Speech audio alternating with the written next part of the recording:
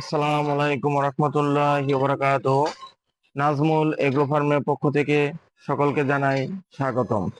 আমরা যারা গাভী পালন করি, গাভীর ক্ষেত্রে একটি খুব কমন সমস্যা হয়ে থাকে। গাভী বাচ্চা দেওয়ার পর গর্ভফুল আটকে যায়।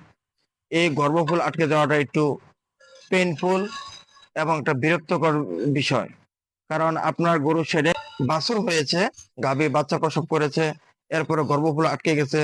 এটা নিয়ে কিন্তু আপনাকে অনেক ধরনের ভোগান্তিতে পড়তে হয়। সবগুলো গরুর গর্ভফুল আটকে যায় বিষয়টা এমন নয়, কিছু কিছু গরুর ক্ষেত্রে দেখা যায় গর্ভফুল আটকে যায়।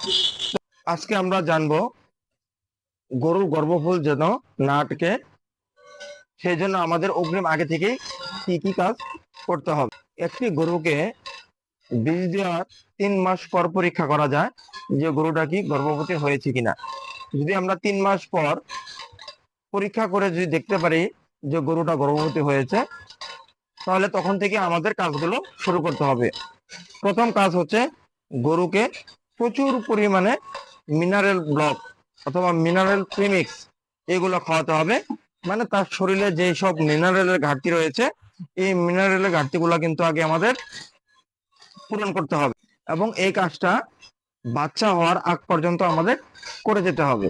তাহলে কিন্তু আমরা এই গর্ভফুল আটকে যাওয়া থেকে বিরত থাকতে পারবো। বাচ্চা দেওয়ার 4 বা 5 দিন আগে থেকে আমরা 250 গ্রাম করে সরিষার তেল গরুকে কিন্তু খাওয়াতে পারি। যদি গরু খেতে না চায়, খাবারের সাথে বা খাদ্যের সাথে মিক্সচার করে আমরা কিন্তু খাওয়াতে পারি। এতেও কিন্তু গর্ভফুল আটকে যাওয়া থেকে বিরত থাকা যায়। একটি গাভী বাছুর দেওয়ার পর বা বাচ্চা দেওয়ার পর আমরা বাছুরটাকে গাভীর সামনে এনে দেই চেটে পরিষ্কার করার জন্য, কিন্তু এর থেকেও বেশি জরুরি বাছুরটা হওয়ার সাথে সাথেই আগে বাছুরকে ধরে মায়ের দুধ খাওয়াতে হবে বা বাট চুষাতে হবে। আমরা অনেকেই চিন্তা করি যে বাছুরটা আগে সামনে থাক, যখন আস্তে আস্তে বাছুরটা দাঁড়াবে তখন আমরা গিয়ে বাটি নিয়ে ধরবো অথবা নিজে নিজে খাবে। এটা একটা ভুল ধারণা বা ভুল নিয়ম। যত দ্রুত সম্ভব পারলে হাত দিয়ে ধরে, যদি দাঁড়াতে না পারে হাত দিয়ে ধরে আমরা বাছুরকে বাট চুষাবো। এই বাট চুষানোর ফলে কি ব্রেনে এক ধরনের হরমোন নির্গত হয় অথবা একটা সিগন্যাল পৌঁছায়। এই সিগন্যালের কারণে কিন্তু অনেক সময় গর্ভফুল তাড়াতাড়ি পড়ে যায়। তো এ থেকেও কিন্তু আমরা গর্ভফুল আটকে যাওয়া থেকে বিরত থাকতে পারবো। তো গর্ভফুল যেন না আটকে, এটার জন্য আপনারা একটি ঘরোয়া পদ্ধতি অবলম্বন করতে পারেন। প্রথম হচ্ছে গুড়, তারপরে হচ্ছে জাউন,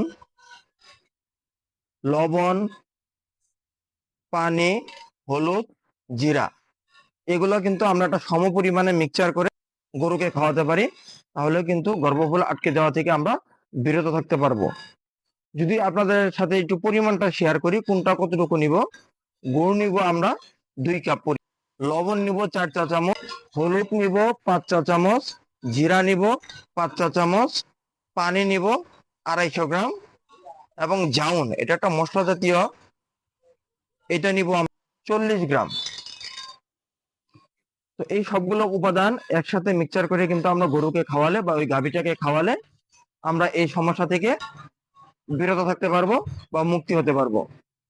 তো এই ছিল আজকে আমার গর্ভফুল আটকে গেলে কি কি করণীয় বা কিভাবে এ থেকে আমরা বিরত থাকতে পারবো। সকলে ভালো থাকবেন, সুস্থ থাকবেন, সকলের জন্য অনেক অনেক শুভকামনা। ধন্যবাদ সবাইকে।